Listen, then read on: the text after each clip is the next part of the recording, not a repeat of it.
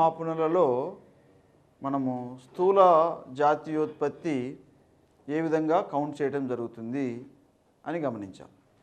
తర్వాత ఈ జాతీయోత్పత్తితో పాటు వృద్ధి ఎంతవరకు జరిగింది అని మెజర్ చేసేందుకు తలసరి ఆదాయాన్ని కూడా ప్రమాణంగా తీసుకోవడం జరుగుతుంది. దీన్ని మనం PCI అంటాం, per capita income. Per capita income. So తలసరి ఆదాయాన్ని ఏ విధంగా గణించడం జరుగుతుందంటే జాతీయ ఆదాయము బై జనాభా. ఒక దేశంలో మొత్తం సంవత్సరానికి ఎంత ఆదాయం వస్తుంది, ఆ దేశంలో ఎంతమంది జనాభా నివసిస్తున్నారు మనము విభాగిస్తే దేశంలో ఒక్కొక్కరి ఆదాయం ఎంతో తెలుస్తుంది. తలసరి ఆదాయం అంటే అర్థం ఏంటంటే తల ఒక్కింటి ఆదాయము అని. అంటే దేశంలో నివసిస్తున్న ఒక్కొక్కరి ఆదాయం ఎంత ఉంది అని గణించడాన్ని మనం తలసరి ఆదాయం అంటాం. అయితే ఈ తలసరి ఆదాయంలో కూడా మళ్ళా 2 రకాల తలసరి ఆదాయాలు ఉంటాయి. నామమాత్ర తలసరి ఆదాయము, వాస్తవ తలసరి ఆదాయము. నామమాత్ర తలసరి ఆదాయం చూస్తే నామమాత్ర తలసరి ఆదాయం, నామమాత్ర తలసరి ఆదాయం ఈక్వల్ టు ప్రస్తుత ధరలలో నేషనల్ ఇన్కమ్, జాతీయ ఆదాయం. ప్రస్తుత ధరలో జాతీయ ఆదాయము బై జనాభా. నామమాత్ర తలసరి ఆదాయం ఏ విధంగా మనం ఫైండ్ అవుట్ చేస్తామంటే ప్రస్తుత ధరలలో జాతీయ ఆదాయం బై జనాభాను విభాగిస్తే వస్తుందన్నమాట. అంటే ప్రజెంట్ ఎట్లా రేట్లు ఉన్నాయి ఆ రేటు ప్రకారము జాతీయ ఆదాయాన్ని గణిస్తే వచ్చే ఆదాయాన్ని, జాతీయ ఆదాయాన్ని జనాభాతో గణిస్తే వచ్చే తలసరి ఆదాయం. అయితే ఇది వాస్తవ వృద్ధి రేటును లేదా వాస్తవ వృద్ధిని తెలియచేయదు. ఎందువలన అంటే ఇప్పుడు ఉదాహరణకు ధరలు ఇప్పటికిప్పుడు బాగా హైక్ అయిన అనుకుందాం, 10 రూపాయలు ఉన్న వస్తువు 20 రూపాయలు అయింది అనుకుందాం. అప్పుడు జాతీయ ఆదాయం ఏ విధంగా నమోదవుతుంది, చాలా ఎక్కువగా నమోదవుతుంది. ఇమ్మీడియట్గా ధరలు పెరిగినాయి. ఆ పెరిగిన ధరల ప్రకారం కౌంట్ చేస్తే ఏమవుతుంది, ఈ తలసరి ఆదాయం కూడా ఎక్కువగా రావడం జరుగుతుంది. కానీ వాస్తవంగా తలసరి ఆదాయం అనేది ప్రస్తుత ధరల ఆధారంగా కౌంట్ చేస్తే మనం ఫైండ్ అవుట్ చేయలేం. ఎందుకంటే ధరల్లో వచ్చే వ్యత్యాసాల వలన ఆటోమేటిక్గా జాతీయ ఆదాయం పెరుగుతుంది, ఆటోమేటిక్గా తలసరి ఆదాయం పెరుగుతుంది. అలా కాకుండా వాస్తవంగా తలసరి ఆదాయం ఎంత ఉంది అనేదాన్ని ఫైండ్ అవుట్ చేసేందుకు నిలకడ ధరలను లేదా స్థిర ధరలను తీసుకోవడం జరుగుతుంది, లేదా బేస్ ధరలను తీసుకోవడం జరుగుతుంది అన్నమాట. వాటిని మనం అలా తీసుకునేందుకు బేస్ ఇయర్స్ని తీసుకుంటారు. అందుకే మనకు ఆర్థిక వ్యవస్థలో వృద్ధిని ప్రామాణికంగా ఖచ్చితంగా గణించేందుకు బేస్ ఇయర్ ధరలు లేదా స్థిర ధరలను తీసుకోవడం జరుగుతుంది. అలా స్థిర ధరలను తీసుకొని దాని ప్రకారం కౌంట్ చేస్తే ఒరిజినల్గా ఎంత వృద్ధి జరిగింది అనేది తెలియటం జరుగుతుంది అన్నమాట. ఆ విధంగా స్థిర ధరలలో గణించే తలసరి ఆదాయాన్ని ఏమంటే వాస్తవ తలసరి ఆదాయము అంటాం. సో వాస్తవ తలసరి ఆదాయం ఈక్వల్ టు స్థిర ధరలలో జాతీయ ఆదాయము బై జనాభా. స్థిర ధరలలో జాతీయ ఆదాయం బై జనాభాను విభాగిస్తే వచ్చేదే వాస్తవ తలసరి ఆదాయము. ఈ స్థిర ధరలను ఎప్పుడైతే మనము ప్రామాణికంగా తీసుకొని కౌంట్ చేస్తామో ఒరిజినాలిటీ అనేది రిఫ్లెక్ట్ అవ్వటం జరుగుతుంది. అందువలన ఈ వాస్తవ తలసరి ఆదాయం అనేది వృద్ధిని నమోదు చేయటంలో ఒక ప్రామాణికమైన మెజర్మెంట్గా ఉపయోగించవచ్చని అనేక మంది ఆర్థికవేత్తలు పేర్కొనడం జరిగింది. అసలు ఒరిజినల్గా చెప్పాలంటే ఒక దేశంలో ఎంత అభివృద్ధి జరిగింది అనేది వాస్తవ తలసరి ఆదాయాన్ని బట్టి చెప్పవచ్చు. అంటే ఒక వ్యక్తి యొక్క తలసరి ఆదాయం ఎంత పెరిగింది, తల ఒక్కింటి ఆదాయం ఎంత పెరిగింది అనే దాన్ని బట్టి మనము ఆ దేశంలో ఎంత వృద్ధి జరిగింది అని చెప్పవచ్చు. ఇన్ కేస్ బాగా తలసరి ఆదాయం పెరిగింది అనుకోండి, ఆ దేశం ఆల్రెడీ ప్రాస్పరస్గా ముందుకెళ్తున్నట్టు, ఆ దేశం బాగా వేగవంతంగా అభివృద్ధి చెందుతున్నట్టు మనం ఇమ్మీడియట్గా చెప్పేయచ్చు. అందువలన వాస్తవ తలసరి ఆదాయాన్ని మంచి మెజర్మెంట్గా వృద్ధిని గణించేందుకు ఉపయోగించడం జరుగుతుంది. అలాగే మరి ఒక సూచి, దాన్ని PQLI అంటాం. PQLI అంటే physical quality life index. Physical quality life index భౌతిక జీవన నాణ్యత సూచి. భౌతిక జీవన నాణ్యత సూచి. దీని ఆధారంగా వృద్ధి ఎంత జరిగింది అనే దానికి సంబంధించి ఈ పీక్యూఎల్ఐని ఒక మెజర్మెంట్గా ఒక ఆర్థికవేత్త దీన్ని ప్రతిపాదించడం జరిగింది. ఆయన పేరే మోరిస్ డేవిడ్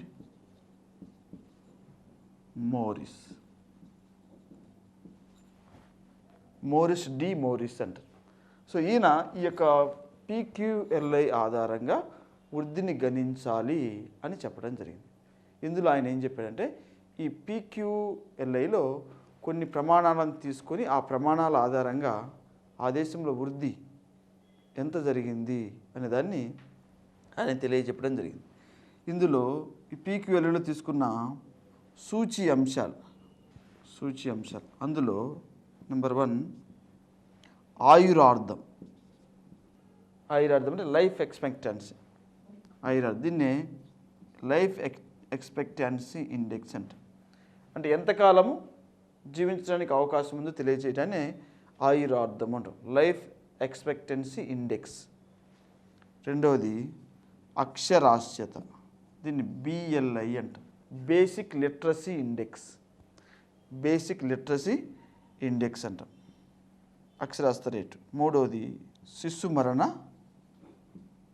రేటు, దీన్ని మనం ఇన్ఫాన్సీ మోర్టలిటీ ఇండెక్స్.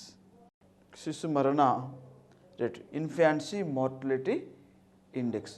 ఈ 3 ప్రమాణాలను తీసుకొని వీటి ఆధారంగా ఆ దేశం ఎంత బాగా అభివృద్ధి చెందింది చెందలేదు అని ఆయన వివరించడం జరిగింది అన్నమాట. ఇందులో ఈయన స్కేల్ను 1 నుండి 100 పాయింట్స్ తీసుకున్నాడు. ఈ మూడిటి ఆధారంగా స్కేల్ను 1 నుండి 100 పాయింట్లు తీసుకున్నాడు అన్నమాట. సో ఆయురార్థము, అక్షరాస్యత, శిశుమరణ రేటు.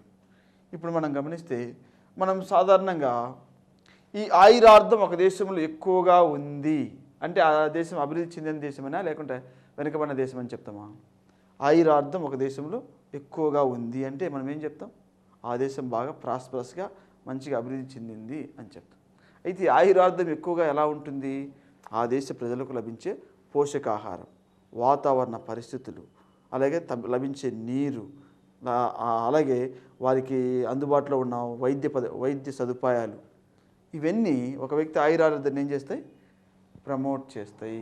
అందుకే చూడండి, జపాన్ చేసింది కదా, జపాన్ దేశంలో వయోవృద్ధుల సంఖ్య చాలా ఎక్కువ ఉంటుందంట. ప్రపంచంలో అత్యధికంగా వయోవృద్ధులు ఉన్న దేశం ఏంటంటే జపాన్. ఎందుకంటే వాళ్ళు బాగా కష్టపడి పనిచేస్తారు, మంచిగా తింటారు. అలాగే దేశంలో కూడా వారికి కావలసిన వస్తువులు సదుపాయాలన్నీ అందుబాటులో ఉన్నాయి. అందువలన ఈ ఆయురార్థం అనేది కూడా ఒక మెజర్మెంట్ అన్నమాట. ఇప్పుడు చూడండి, మనం ప్రపంచంలో బాగా అభివృద్ధి చెందిన దేశాల్లో జపాన్ కూడా ఒకటని ఇమీడియట్గా చెప్పేస్తాం. అసలు మొన్నటి వరకు జపాన్ 2nd ప్లేస్లో ఉండేది యుఎస్ తర్వాత చైనా దాన్ని నెట్టి ఇప్పుడు 3rd ప్లేస్కి వచ్చేసింది జపాన్. అయినా ప్రపంచంలో అంత అడ్వాన్స్గా ఉన్న కంట్రీ అన్నమాట. అంటే ఆ దేశంలో ప్రజల యొక్క ఆయురార్థం అంత ఎక్కువగా ఉంది. అంటే వారికి లభిస్తున్న పోషకాహార పదార్థాలు కానీ, వారికి లభిస్తున్న మంచినీరు కానీ, వారికి లభిస్తున్న వైద్య సదుపాయాలు కానీ, ఇవన్నీ చాలా ప్రాస్పరస్గా ఉన్నాయి, ప్రోగ్రెసివ్గా ఉన్నాయి, అడ్వాన్స్గా ఉన్నాయి. అందువలన ఆ దేశంలో ఆయురార్థం అనేది చాలా ఎక్కువగా ఉంది. కాబట్టి మన క్వశ్చన్ ఏమడుగుతుందంటే, ఒక దేశంలోని ఆయురార్థము 100 పాయింట్లకు దగ్గరగా ఉంటే ఆ స్థితి దేన్ని సూచిస్తుందంటే అభివృద్ధి చెందిన స్థితిని సూచిస్తుంది. కాబట్టి అభివృద్ధి చెందిన దేశాల్లో ఈ 1 నుండి 100 పాయింట్లలో ఈ ఆయురార్థము 100కు దగ్గరగా ఉందంటే అది బాగా మంచి స్టాండ్ ఆఫ్ లివింగ్ని కలిగి ఉన్న దేశము అని మనం ఇమీడియట్గా చెప్పొచ్చు. అట్లా అడుగుతారు. అలాగే 1 లేదా 1 నుండి 20 స్థానాల్లో ఉంది అన్నాడు అనుకో, ఆ దేశం చాలా వెనుకబడిన దేశం, ఆ దేశంలో సరైన వైద్య సదుపాయాలు లేవు, సరైన పోషకాహార సదుపాయాలు లేదు, ప్రభుత్వం ప్రజల ఆరోగ్యాన్ని పట్టించుకోవటం లేదు అని మనం చెప్పవచ్చు అన్నట్టు. అలా ఆయురార్థాన్ని బట్టి ఒక దేశం యొక్క స్థితిని ఎస్టిమేట్ చేయొచ్చు. అలాగే రెండవది అక్షరాస్యత, literacy rate, basic literacy rate ఆధారంగా ఒక దేశం మంచి అభివృద్ధి పదంలో ఉందా లేదని కూడా ఇమ్మీడియట్గా చెప్పేయచ్చు. చూడండి, ప్రపంచంలో అభివృద్ధి చెందిన దేశాలన్నింటిలో అక్షరాస్యత ఎలా ఉంటుంది? 100% ఉంటుంది, 95% అబవ్ ఉంటుంది. బాగా అభివృద్ధి చెందిన దేశాలు మనం చూస్తే. అంటే అక్షరాస్యత అనేది అభివృద్ధికి ఒక సింబల్ అన్నమాట. అంత బాగా అక్షరాస్యత కలిగిన స్థితి అనేది మంచి అడ్వాన్స్మెంట్ని సూచించడం జరుగుతుంది. అందుకే ప్రపంచంలో అభివృద్ధి చెందిన దేశాలన్నింటిలో కూడా అక్షరాస్యత అనేది చాలా ఎక్కువగా ఉంటుంది. అంటే దాదాపు 95% ఉంటుంది. అలా అక్షరాస్యతలో ఉన్న రేటు ఒక దేశం యొక్క ఆర్థిక అభివృద్ధిని మరియు ఆ దేశంలోని మానవాభివృద్ధిని, ఆ దేశం యొక్క ఉన్నత స్థితిని తెలియజేయటం జరుగుతుంది. కాబట్టి అక్షరాస్యత రేటు 100కు బాగా దగ్గరగా ఉందంటే మంచి ఆ దేశం అడ్వాన్స్గా ముందుకెళ్తుంది లేదా అభివృద్ధి చెందిన దేశం అని చెప్పొచ్చు. లేదా 1 నుండి 20 పాయింట్ల లోపు లేదా 30 పాయింట్ల లోపు ఉందంటే అక్షరాస్యతలో ఆ దేశం బాగా వెనకబడిన దేశము అని చెప్పచ్చు. ఇప్పుడు మన భారతదేశం అయితే అభివృద్ధి చెందుతూ ఉన్న దేశం. అందువల్ల మన దేశంలో అక్షరాస్యత ఎంత ఉంది? ఇప్పుడు మనం యావరేజ్ చూస్తే 74% అబవ్ ఉంది అంతే. అంటే ఇంకా 26 మంది 100కు చదువుకలే ఇన్ని సంవత్సరాలు అయినా కూడా. అందువల్ల మనం వెనకబడినామని మనం చెప్పొచ్చు. కానీ అడ్వాన్స్డ్ కంట్రీస్లో, డెవలప్డ్ కంట్రీస్లో 95% చదువుకున్న వాళ్ళే ఉంటారు. అందువల్ల వాళ్ళకి అనేక రకాల స్కిల్స్ వస్తాయి, మంచి జ్ఞానం వస్తుంది, మంచి పరిజ్ఞానం వస్తుంది, మంచి పరిణతి వస్తుంది. తద్వారా ఏదో ఒక మంచి జీవనాన్ని వారు పొందుకునేందుకు కావలసిన మార్గాలను వారు అన్వేషించడం జరుగుతుంది. అందుకే విద్య ఒక వ్యక్తిని ఉన్నతమైన స్థితికి తీసుకెళ్లేందుకు ప్రధానమైన కారకంగా పనిచేస్తుంది. అక్షరాస్యత దేశం యొక్క అభివృద్ధిని ఇండికేట్ చేసే అంశాల్లో మరొకటి. అలాగే శిశు మరణ రేటు.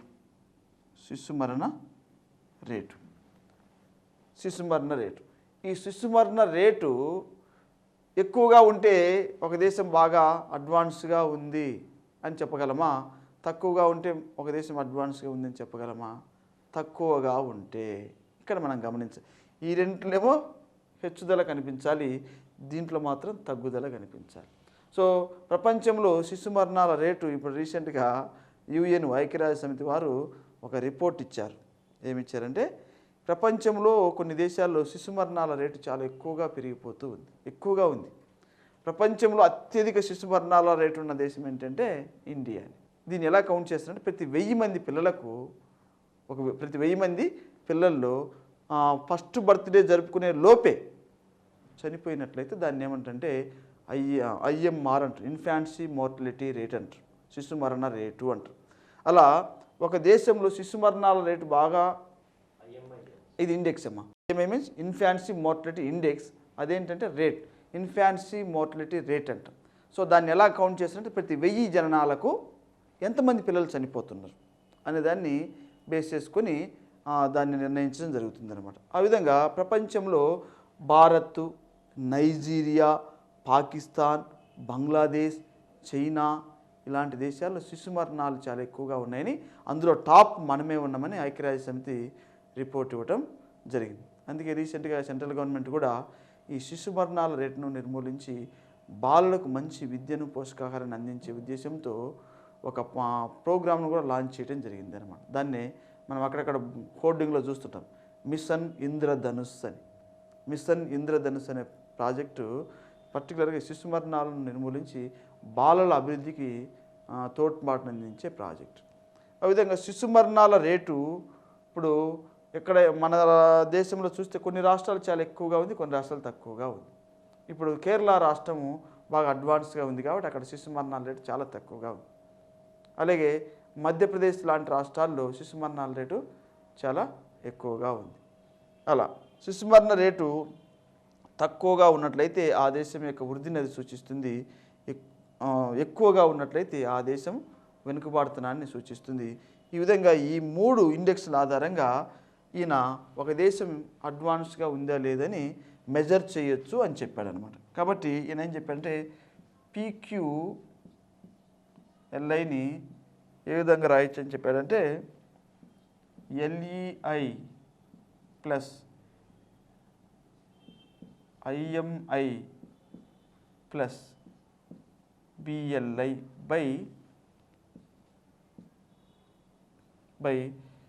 3 వేసినట్లయితే దీని యొక్క సూచి తెలుస్తుంది. తద్వారా ఆ దేశంలో వృద్ధి, ప్రగతి, అలాగే ఉన్నత స్థితి ఏ విధంగా ఉంది అనేది సులభంగా కౌంట్ చేయవచ్చు అని తన యొక్క ఈ PQLI physical quality life index ద్వారా తెలియజేయటం జరిగింది. అలాగే ఈ యొక్క అభివృద్ధి మాపనలలో మరొక మాపనం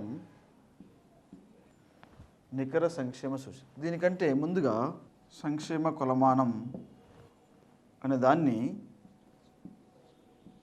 విలియం అర్దవుస్ అలాగే జేమ్స్ టోబిన్ అనే ఇరువురు సంక్షేమ కొలమానాన్ని ప్రిపేర్ చేయడం జరిగింది. దీన్నే నికర సంక్షేమ కొలమానంగా పాల్ శామ్యుల్సన్ రూపొందించడం జరిగింది. నికర సంక్షేమ సూచి ఏంటి? నికర సంక్షేమ సూచి అంటే ఈ నికర సంక్షేమ సూచిలో పాల్ శామ్యుల్సన్ గారు జాతీయ ఆదాయంలో మార్కెట్లో గణించని విలువను మరియు విశ్రాంతి సమయం విలువను కలిపి చూడాలా, అలాగే పట్టణీకరణ వలన ఏర్పడిన కాలుష్యాన్ని తొలగించి చూడాలా అని ఈ నికర సంక్షేమ సూచిలో ఆయన పేర్కొనడం జరిగింది. అంటే జాతీయ ఆదాయంలో ఇప్పుడు మార్కెట్లో కొన్ని వాల్యూస్ను కౌంట్ చేయడం జరగదు. ఉదాహరణకు గృహిణి సేవలు, హౌస్ వైఫ్ సేవలను గణించడం జరగదు. కానీ ఇందులో గృహిణి సేవలను కూడా గణించాలా అని చెప్పడం జరిగింది. అలాగే జాతీయ ఆదాయంలో విశ్రాంతి సమయం విలువను గణించరు, యాడ్ చేయరు. కానీ ఇందులో ఆయన ఏం చెప్పాడంటే విశ్రాంతి సమయం విలువను కూడా యాడ్ చేయాలా అని చెప్పాడు. అంతేకాకుండా పట్టణీకరణ వలన ఏర్పడిన కాలుష్యం వలన జరిగే నష్టాన్ని రిమూవ్ చేయాలా. అలా చేసి చూస్తేనే ఒరిజినల్గా ఆ దేశంలో ఎంత సంక్షేమము, ఎంత అభివృద్ధి ఉంది అని తెలుస్తుంది అని ఆయన ఈ సూచిలో పేర్కొనడం జరిగింది. కాబట్టి ఈ నికర సంక్షేమ సూచి ఆధారంగా మనము జాతీయ ఆదాయంలో విశ్రాంతి సమయం విలువను యాడ్ చేయాలంటాడు. అలాగే గృహిణి సేవలు యాడ్ చేయాలంటాడు. అలాగే పట్టణీకరణ నష్టమును రిమూవ్ చేయాలా. అలా చేసి చూసినట్లయితే ఒరిజినల్గా ఆ దేశంలోని ప్రజలు ఎంత నికర సంక్షేమాన్ని అనుభవిస్తున్నారు అనేది తెలుస్తుందని చెప్తాడు అన్నమాట. అంటే జాతీయ ఆదాయంలో విశ్రాంతి సమయం విలువను కలపరు. అలాగే గృహిణి సేవలు మనం ఒక పిల్లవానికి తల్లి విద్యాబుద్ధులు చెప్తుంది, అతని సంక్షేమాన్ని చూస్తుంది. అది ఎంత విలువ అని చెప్పగలం? It should not be measurable. అందువలన దాన్ని జాతీయ ఆదాయంలో యాడ్ చేయరు. కానీ నేనేమంటానంటే నికరంగా ఎంత సంక్షేమం ఉంది తెలియాలంటే ఖచ్చితంగా జాతీయ ఆదాయంలో విశ్రాంతి సమయం విలువను కూడా యాడ్ చేయాలా. అలాగే గృహిణి సేవలు లాంటి మార్కెట్లో కలపబడిన సేవలను యాడ్ చేయాలా. అలాగే పట్టణీకరణ వల్ల కాలుష్యం అనేది పెరిగిపోతుంది. CFCs బాగా పెరిగిపోతున్నాయి. అందువలన ఈ కాలుష్యం వల్ల చాలా నష్టం జరుగుతుంది. కాలుష్యం వలన మనకు చాలా నష్టం జరుగుతుంది. ఎందుకంటే అల్ట్రావైలెట్ రేస్ యొక్క తీవ్రత పెరుగుతుంది ఓజోన్ లేయర్ డిప్లేస్ అవటం వల్ల. అలాగే చర్మ క్యాన్సర్ లాంటి జబ్బులు రావడానికి అవకాశం ఉంది. అలాగే శ్వాసకోశ సంబంధించిన జబ్బులు రావడానికి అవకాశం ఉంది. అలాగే సముద్ర మట్టాలు పెరిగి లోతట్టు ప్రాంతాలు జలమయం అవడానికి అవకాశము ఉంది. అలాగే ఆమ్ల వర్షాలు పడటానికి అవకాశం ఉంది. ఆల్రెడీ ఆమ్ల వర్షాలు కూడా అనేక చోట్ల పడటం కూడా మనం చూడటం జరిగింది. ఇలాంటి ఎన్నో నష్టాలు వాతావరణ కాలుష్యం వలన ఉన్నాయి. మరి ఆ నష్టాన్ని అంతటిని తొలగించి చూస్తే ఒరిజినల్గా ఆ దేశంలో ఎంత నికర సంక్షేమం అనేది కలిగింది అనేది తెలుస్తుందని ఈ సూచిని పాల్ శామ్యుల్సన్ వివరించడం జరిగింది.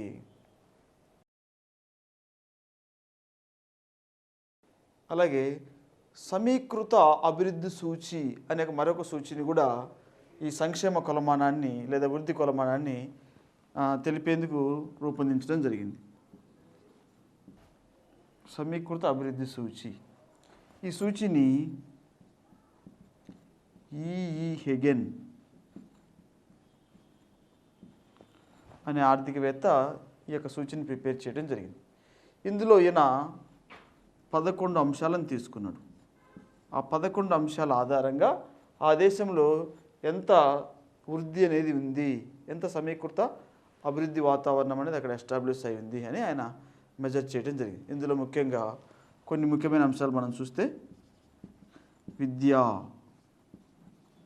వైద్యం, పట్టణీకరణ, అలాగే పోషకాహారం, అవస్థాపన సదుపాయాలు, గృహ వసతి ఇటువంటివి తీసుకొని దేశంలో ఎంత సమీకృత వృద్ధి అనేది జరిగింది అని వీటి యావరేజ్ ఆధారంగా చెప్పడం జరిగింది. అలాగే మరలా 1995లో యుఎన్డిపి వారు జీడిఆర్ ప్రవేశపెట్టడం జరిగింది. యుఎన్డిపి అంటే యునైటెడ్ నేషన్స్ డెవలప్మెంట్ ప్రోగ్రామ్ అని. యునైటెడ్ నేషన్స్ డెవలప్మెంట్ ప్రోగ్రామ్ ఈ ఆర్గనైజేషన్ న్యూయార్క్లో ఉంటుందన్నమాట. వీరే ప్రపంచంలో మానవాభివృద్ధిని కూడా, హ్యూమన్ డెవలప్మెంట్ ఇండెక్స్ని కూడా ప్రిపేర్ చేయడం జరుగుతుంది.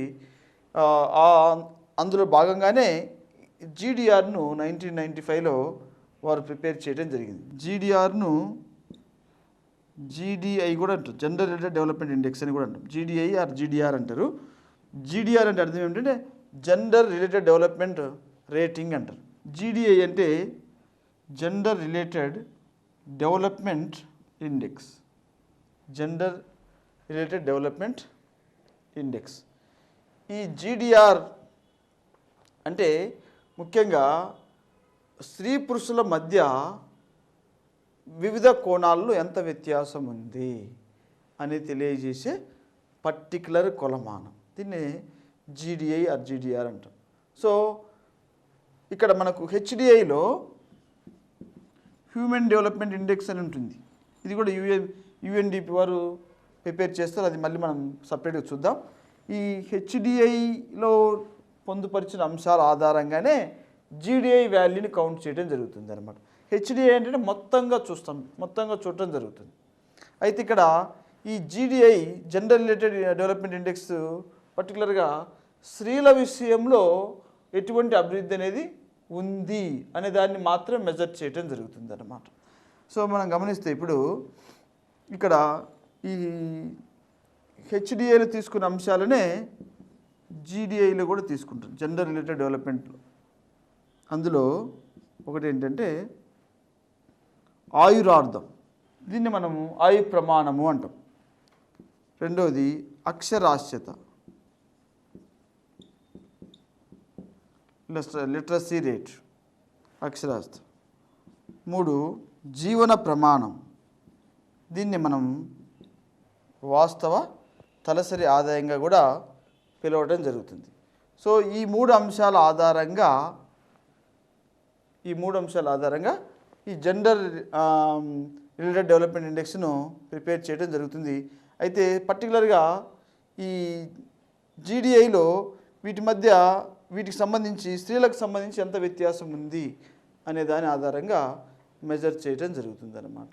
సో ఇక్కడ మనం గమనిస్తే ఇందులో ప్రధానంగా చూసే అంశాలు ఏంటంటే స్త్రీలకు ఆర్థికపరమైన విషయాల్లో ఎంత భాగస్వామ్యము ఉంది, అదే ఆర్థిక వనరులపైన వారికి ఎంత అధికారం అనేది ఉంది, అలాగే వారు పర్టికులర్గా శ్రామిక శక్తిలో వారి యొక్క శాతం ఎంత ఉంది, అలాగే రాజకీయ పరమైన విషయాల్లో వారి ప్రాతినిధ్యం ఎంత ఉంది, ఈ విషయాలన్నింటినీ పరిగణలోకి తీసుకొని ఈ రిపోర్ట్ను తయారు చేయడం జరుగుతుందన్నమాట.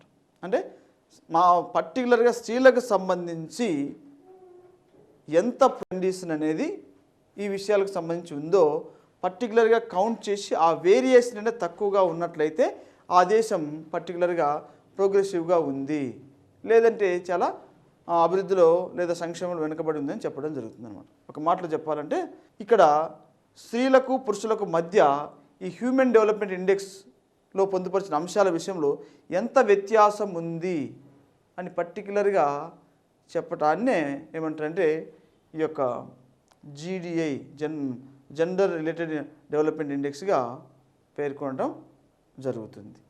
అలాగే యుఎన్డిపి వారు జీడిఆర్ తర్వాత, సో జీడిఆర్ అంటే మనము జీడిఆర్ ఆర్ జీడిఐ చూసాం, జెండర్ రిలేటెడ్ డెవలప్మెంట్ రేటింగ్ అని or gender related development index అనేది మనం చూసాం. వేటి ఆధారంగా చూసాము? ఆయురార్థము, అక్షరాస్యత, జీవన ప్రమాణం ఆధారంగా చూసాం. అలాగే యుఎన్డిపి వారు మరొక కొలమానాన్ని కూడా రూపొందించారు. ఇది జమ్ అంటాం. జమ్ అంటే gender empowerment measure. Gender empowerment measure. ఈ సూచీని కూడా వారు ప్రిపేర్ చేయడం జరిగింది. ఈ సూచీలో కొన్ని అంశాలను తీసుకున్నారన్నమాట. ఏం తీసుకున్నారంటే పర్టికులర్గా పార్లమెంట్లో మహిళల భాగస్వామ్యము ఎంతవరకు ఉంది, అంటే రాజకీయ ప్రాతినిధ్యం స్త్రీలకు ఎంతవరకు ఉంది, అలాగే ఆర్థిక వనరులు స్త్రీల చేతులు ఎంతవరకు కేంద్రీకృతమై ఉన్నవి, అలాగే ఆర్థిక వనరుల పైన వారి యొక్క అధికారం ఎలా ఉంది, దేశంలో ఆర్థిక భాగస్వామ్యంలో స్త్రీల యొక్క పాత్ర ఎంత, ఇటువంటి అంశాలను తీసుకొని స్త్రీల యొక్క అభివృద్ధిని ఈ యొక్క జమ్లో సూచించడం జరిగింది. దాన్ని మనం ఎంపవర్మెంట్ అంటాం. ఎంపవర్మెంట్ అంటే ఖచ్చితమైన అర్థం ఏంటంటే సాధికారత అని. సాధికారత అంటే ఇక్కడ స్త్రీలు కూడా పురుషుల్లాగా ఒక సముచితమైన స్థానాన్ని ఆపాదించుకోవటము లేదా పొందుకోవటమే సాధికారత అంటాం. మరి అటువంటి స్థితి ఎంతవరకు ఉంది అనే దాన్ని ఈ యొక్క జమ్లో వారు యుఎన్డిపి వారు పేర్కొనడం జరిగింది. ఇందులో ముఖ్యంగా రాజకీయ ప్రాబల్యం ఎంతవరకు ఉంది, ఆర్థిక ప్రాబల్యం ఎంతవరకు ఉంది, ఆర్థిక వనరులపైన వారికి అధికారం ఎంతవరకు ఉంది అనే అంశాలను ప్రధానంగా తీసుకొని దీన్ని రూపొందించడం జరిగింది. తర్వాత ఈ రెండింటిని 2010లో కలిపి GIIగా మరొక సూచన తయారు చేశారు. జెండర్ ఇన్ఈక్వాలిటీ ఇండెక్స్ అని. జెండర్ ఇన్ఈక్వాలిటీ ఇండెక్స్ అనే మరొక కొలమానాన్ని తయారు చేయడం జరిగింది.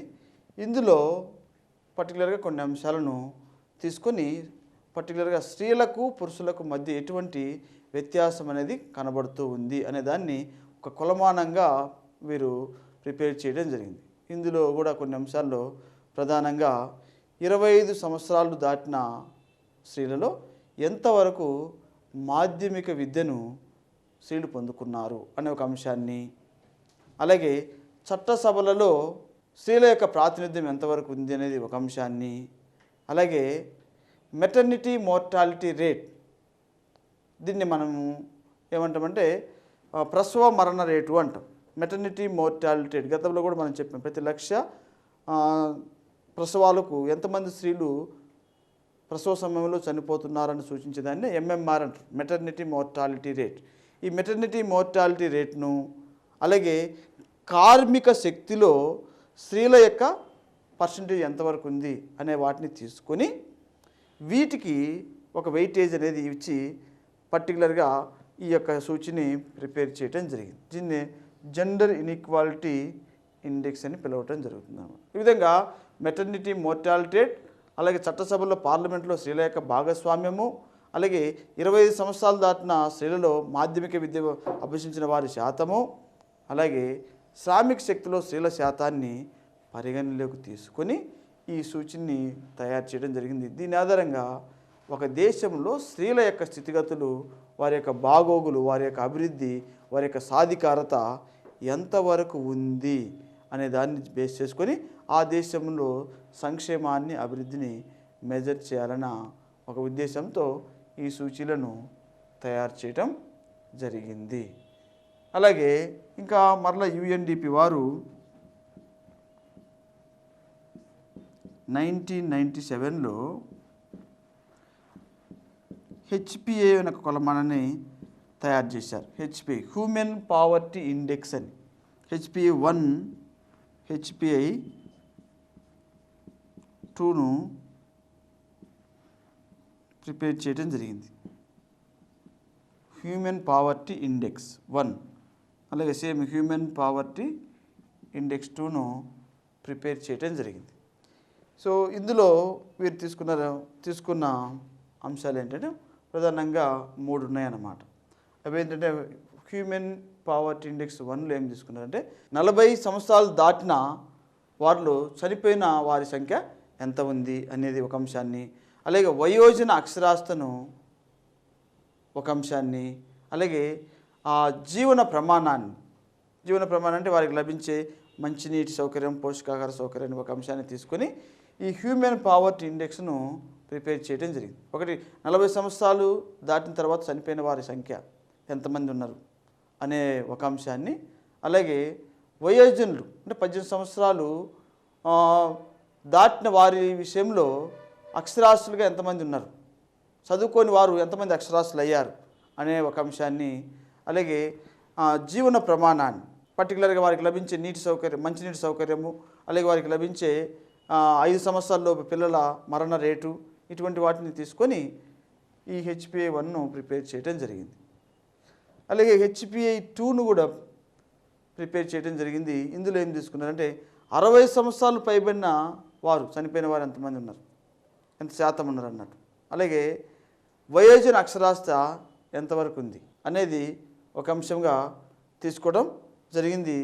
అలాగే ఇందులో ఇంకా ఈ HPA-2లో సొసైటీలో వారికి అందుబాటులో ఉన్న సౌకర్యాలు ఏమేమి ఉన్నాయి అనేది ఒక అంశంగా తీసుకొని ఈ HPA-1, HPA-2ను ప్రిపేర్ చేసి ఓవరాల్గా ఒక వ్యక్తికి సొసైటీలో లభిస్తున్న వసతులు సదుపాయాలన్నింటినీ బేస్ చేసుకొని అతను ఎంతవరకు ఉన్నతమైన జీవనశైలిని కలిగి ఉన్నాడు అనే దాన్ని ఈ రెండింటి ఆధారంగా మెజర్ చేయడం జరిగింది. సో ఈ రెండింటిని మరలా ఏం చేశారంటే 2010లో ఈ రెండింటిని కలిపి సేమ్ UNDP వారు ఏం చేశారంటే మల్టీ డైమెన్షనల్ పావర్టీ ఇండెక్స్ అనే ఒక సూచిని తయారు చేయడం జరిగింది. మల్టీ డైమెన్షనల్ పావర్టీ ఇండెక్స్, ఇందులో ప్రధానంగా 3 అంశాలను తీసుకున్నారు.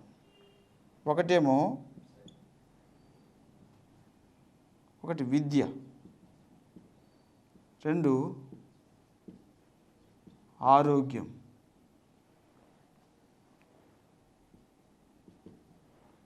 3 జీవన స్థాయి.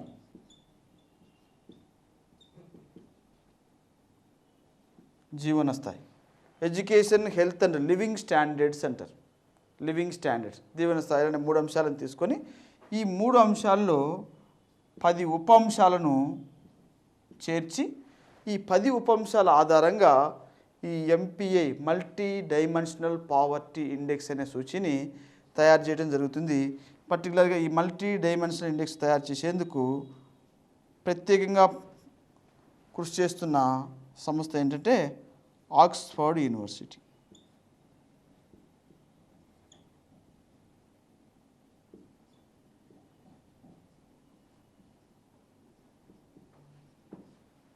ఆక్స్ఫర్డ్ యూనివర్సిటీ వారు పర్టికులర్గా ఈ మల్టీ డైమెన్షనల్ పావర్టీ ఇండెక్స్ అనే దాన్ని విద్య, ఆరోగ్యం, జీవన స్థాయిల ఆధారంగా ఈ మూడింటికి సంబంధించి 10 ఉప అంశాలను తీసుకొని ప్రతి సంవత్సరము ఈ యొక్క MPIని డిక్లేర్ చేస్తూ ఉన్నారు. 2014లో కూడా మనం గమనిస్తే 2014లో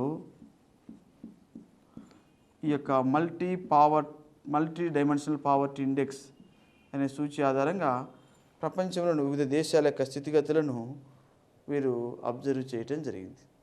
ఇందులో వీరు గమనించిన అంశాలు ఏంటంటే ప్రపంచంలో పర్టికులర్గా పేదరికం రీత్యా వీరు ఈ సూచి ఆధారంగా లిస్ట్లో ఉన్న దేశంగా ఆఫ్ఘనిస్తాన్ని గుర్తించారు.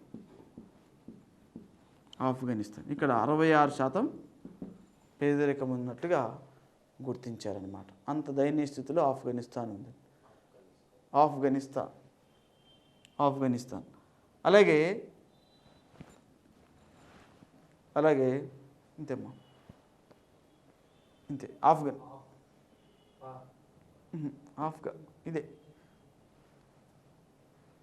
ఆఫ్ఘనిస్తాన్. తర్వాత రెండవది బంగ్లాదేశ్, భారత్గా వారు గుర్తించడం జరిగింది. సో ఈ యొక్క సూచి ప్రకారం ప్రపంచంలో చాలా వెనుకబడిన దేశాలు ఏమంటే ఆఫ్ఘనిస్తాన్, బంగ్లాదేశ్, భారత్గా గుర్తించడం జరిగింది. అంతేకాకుండా ఇంకా వీరు కొన్ని ఆసక్తికరమైన విషయాలు చెప్పారు. ఏం చెప్పారంటే ప్రపంచంలో 49 దేశాలలోని పేదరికాన్ని పరిగణలోకి తీసుకొని ఈ 49 దేశాల్లోని పేదరిక ప్రాంతాల్లో అతి ఎక్కువ పేదరికం కలిగిన ప్రాంతంగా వీరు గుర్తించారు.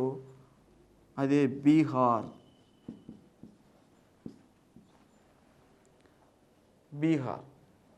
ప్రపంచంలో 49 దేశాల అతి పేద దేశాల స్థితిని పరిశీలన చేస్తూ అత్యంత పేద ప్రాంతంగా బీహార్ను గుర్తించడం జరిగింది.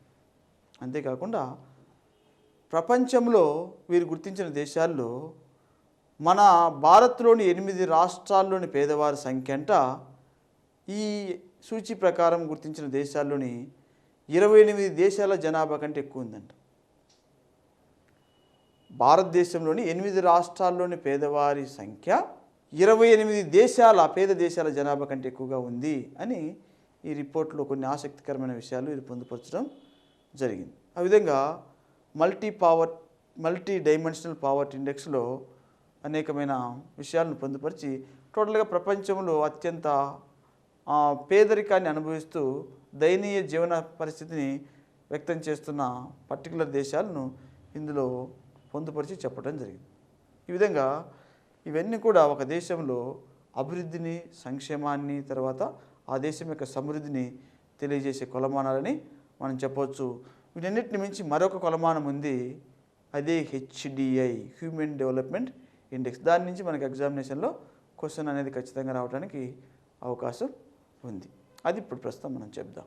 అలాగే ఈ వృద్ధి కొలమానాలలో మనకు ఎగ్జామినేషన్ పాయింట్ ఆఫ్ వ్యూ అత్యంత ఇంపార్టెంట్ ఏంటంటే HDI.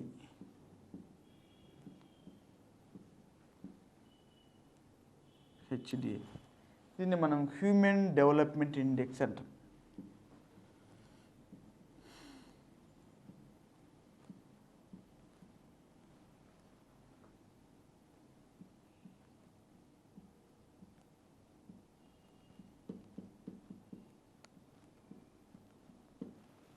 హ్యూమన్ డెవలప్మెంట్ ఇండెక్స్, దీన్ని మానవ అభివృద్ధి సూచి అని కూడా పిలుస్తాం. దీన్ని DP వారు 1990 నుండి ప్రకటిస్తూ ఉన్నారు.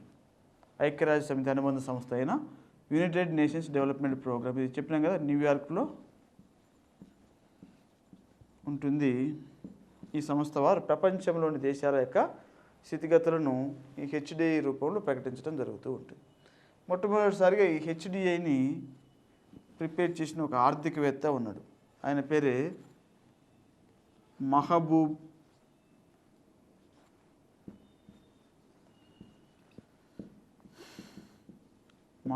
ఉల్ హక్. అనే ఒక పాకిస్తాన్ దేశానికి చెందిన ఆర్థికవేత్త ఈ యొక్క HDIని మొట్టమొదటిసారిగా తయారు చేయడం జరిగింది. తర్వాత దీన్ని తయారు చేసేందుకు భారతదేశానికి చెందిన ఆర్థికవేత్త కూడా సహకరించడం జరిగింది. ఆయన పేరే AK సేన్, అమర్త్య కుమార్ సేన్. ఈ HDI రూపకల్పనలో మహబూబ్ ఉల్ హక్కు AK సేన్ తగినంత సహకారాన్ని అందించడం జరిగింది.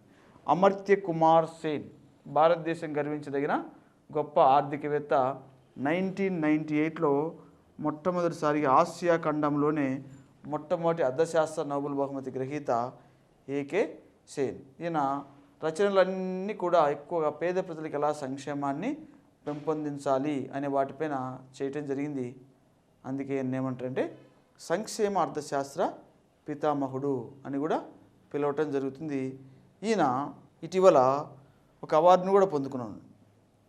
JM కీన్స్ అవార్డును రీసెంట్గా ఆయన పొందుకోవడం జరిగింది. ప్రపంచంలోని గొప్ప ఆర్థికవేత్తగా ఈయన పేరు ప్రతిష్టలు సంపాదించడం జరిగింది. ఈయన HDI రూపకల్పనలో సహాయం చేయడం జరిగింది. తర్వాత ఈ HDIని ఆధునిక కాలంలో ఒక వ్యక్తి దాన్ని మెరుగుపరిచి అభివృద్ధి చేయడం జరిగింది. ఆ వ్యక్తి పేరే పాల్ స్ట్రీటస్.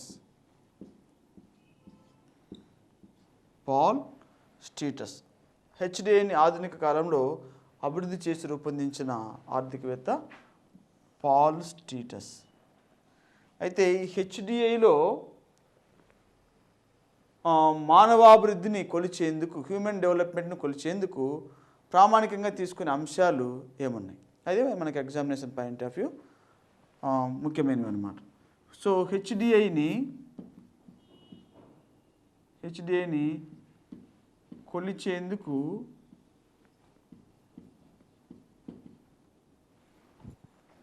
కొలిచేందుకు ప్రమాణంగా తీసుకునే అంశాలు ఏమున్నాయి, అవి ఇప్పుడే చెప్పిన ఆయురార్థం.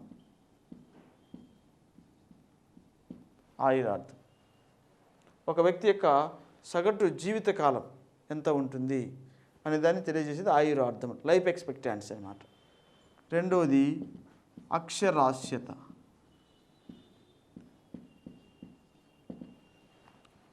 ఆ దేశంలో ఉన్న సగటు అక్షరాస్యత ఎంత. అలాగే వాస్తవ తలసరి ఆదాయం లేదా వాస్తవ జీవన ప్రమాణం.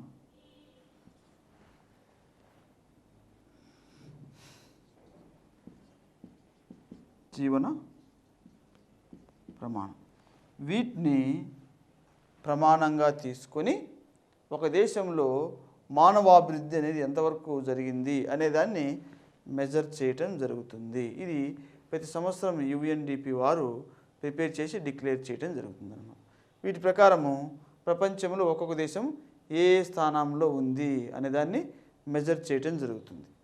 సో ఈ విధంగా ఆయురార్థము, అక్షరాస్యత, వాస్తవ తలసరి ఆదాయం ప్రమాణంగా తీసుకొని హెచ్డిఐని పేర్కొనడం జరుగుతుంది. దీని ప్రకారం మనం చూస్తే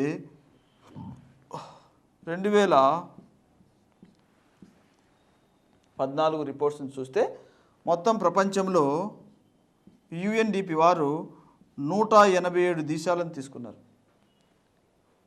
ఈ యొక్క సూచీలు మెజర్ చేసేందుకు ప్రపంచంలో 187 దేశాలను తీసుకొని ఈ 187 దేశాల యొక్క హెచ్డిఐని మెజర్ చేయడం జరిగింది. ఈ హెచ్డిఐ వాల్యూ ఎలా ఉంటుందంటే 0 నుంచి 1 మధ్య ఉంటుంది. 0 నుంచి 1 మధ్య ఉంటుంది. వాటి మధ్య ఉన్న విలువ ఆధారంగా ర్యాంక్స్ ఇవ్వటం జరుగుతుందన్నమాట. సో 187 దేశాల్లో మొదటి స్థానంలో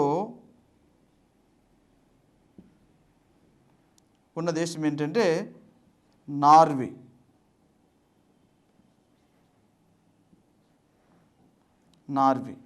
ఈ నార్వే దేశం యొక్క ర్యాంకు 0.944. నార్వే దేశం యొక్క ర్యాంక్ వచ్చేసి 0.44. అంటే 187 దేశాల్లో నార్వే మొదటి స్థానంలో ఉంది అన్నమాట. నార్వే మొదటి స్థానంలో ఉంది. అలాగే రెండవ స్థానము ఆస్ట్రేలియా.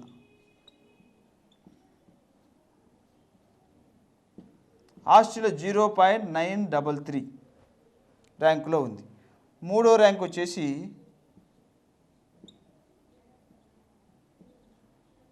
స్విట్జర్లాండ్.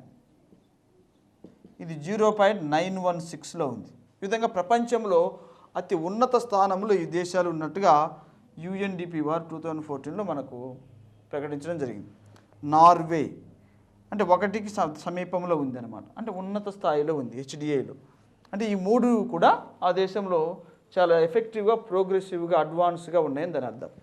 నార్వే, అలాగే ఆస్ట్రేలియా, స్విట్జర్లాండ్. అలాగే ఈ రిపోర్ట్ ప్రకారము లీస్ట్ 187వ దేశం ఏముందంటే 180వ దేశం నైజర్ అనే దేశం ఉంది. ఇది ఆఫ్రికాలో ఉంటుంది. ఇక్కడ 0.337 దీని యొక్క ర్యాంక్. సో అంటే హెచ్డి వాల్యూ ఎంత ఉందంటే 0.337. అంటే చూడండి 0కి 1కి మధ్య ఇది కనీసం 0.5% కూడా అచీవ్ చేయలేకపోయింది నైజర్. అంత లోయెస్ట్లో ఉందని దాని అర్థం. అలాగే ఇండియా యొక్క పరిస్థితి ఏంటంటే ఇండియా 0.586 ర్యాంకు. ఇండియాది 0.586. ఇది ఈ 187 దేశాలలో 135వ స్థానంలో ఉంది. అంటే మొదటి నుంచి మనము 135వ స్థానంలో ఉన్నాం హెచ్డిఐ ప్రకారం. అంటే దాన్ని బట్టి ఎంత వెనుకబడి ఉన్నదో మనం దాన్ని బట్టి గమనించవచ్చు. ఇండియా యొక్క ర్యాంకు 135వ స్థానము. ఈ విధంగా హెచ్డిఐని మెజర్ చేయటం జరుగుతుంది. అయితే ఈ హెచ్డిఐ వాల్యూను ఈ 0.0 నుంచి 1 మధ్య ఉన్న ఈ పాయింట్స్ ఆధారంగా ప్రపంచంలోని దేశాలను 4 రకాలుగా వర్గీకరించడం జరుగుతుంది అన్నమాట. అవేంటంటే 0 నుండి 0.1 499. లోపు ఉన్న దేశాలను చాలా వెనుకబడిన దేశాలు, అల్పాభివృద్ధి దేశాలుగా వర్గీకరణ చేయటం జరుగుతుంది అన్నమాట. 499. అలాగే 0.500 నుండి 0.799 ఈ ర్యాంకులోపు ఉన్న దేశాలను మధ్యస్థ దేశాలు అని పిలవటం జరుగుతుంది. అలాగే 0.800 to 899 ఈ ర్యాంకులోపు ఉన్న దేశాలను ఉన్నత దేశాలు అని పిలవటం జరుగుతుంది. అలాగే 0.900 అనకూడదు, 0.900 అబవ్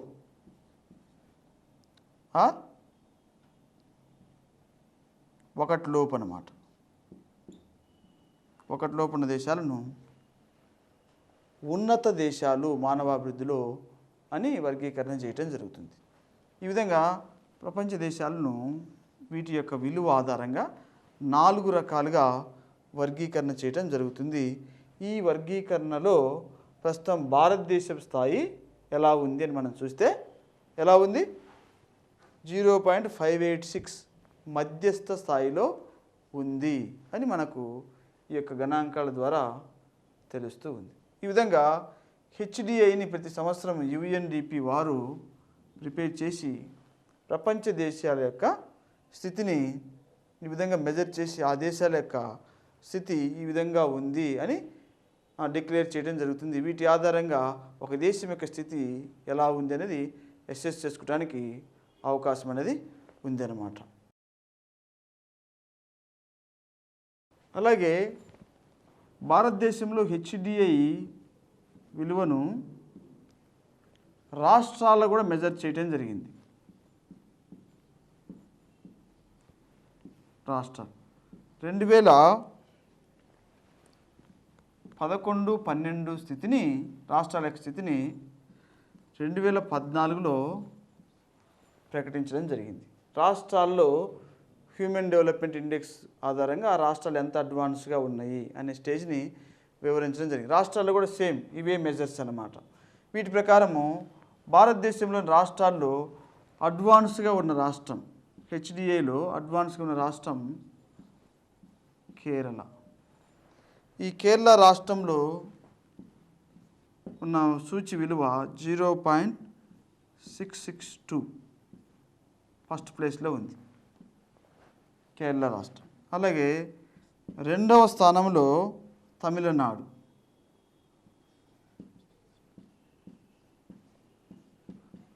తమిళనాడు ఉంది. ఈ తమిళనాడులో ఉన్న సూచి విలువ 591 సెకండ్ ప్లేస్లో ఉంది. అలాగే 3వ స్థానము హిమాచల్ ప్రదేశ్.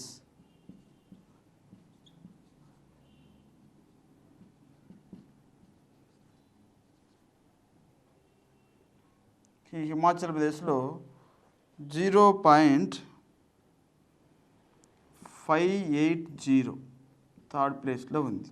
అలాగే ఏపీ పొజిషన్ చూస్తే ఆంధ్రప్రదేశ్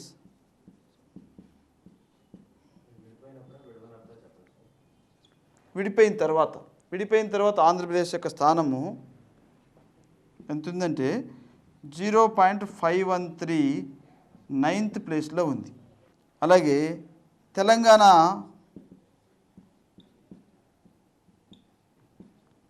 కూడా సేమ్ వాల్యూని 0.513 వాల్యూ 10వ స్థానంలో ఉంది తెలంగాణ రాష్ట్రం. అలాగే లాస్ట్ రాష్ట్రం ఏముందంటే చివరి రాష్ట్రం హెచ్డిఐలో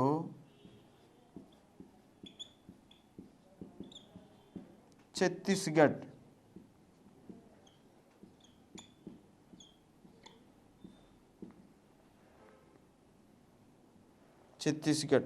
ఈ ఛత్తీస్గఢ్లో ఉన్న విలువ 0.379 379 ఇది 20వ స్థానం. లాస్ట్ కాదు, లాస్ట్ బట్ వన్, చివరి ముందు స్థానం ఛత్తీస్గఢ్, చివరి స్థానం బీహార్,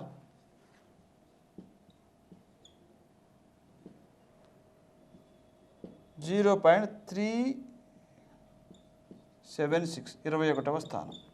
అంటే 21 రాష్ట్రాల యొక్క హెచ్డిఏని మెజర్ చేయడం జరిగింది. అందులో లీస్ట్ వచ్చేసి బీహార్ ఉంది, దానికంటే ముందు స్థానం ఛత్తీస్గఢ్ ఉంది.